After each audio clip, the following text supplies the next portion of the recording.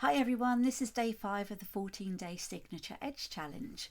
Today's prompt is how people describe you after speaking with you, teaching them, or spending time around you.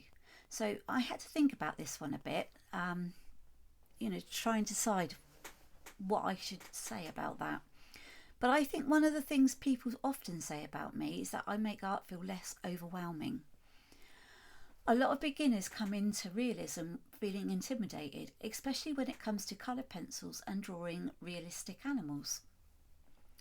And I think people describe my teaching style as calm, supportive and encouraging. I'm not someone who teaches in a very strict or intimidating way.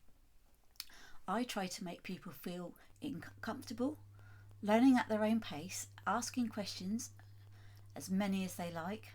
They can make mistakes because that's how they learn, and building confidence step by step. I also think people connect with the fact that I'm honest about my own journey. I'm like an open book. I didn't become an artist overnight, and I know what it feels like to doubt yourself creatively.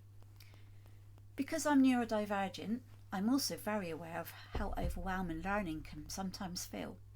So I naturally try to explain things clearly and break them into manageable pieces.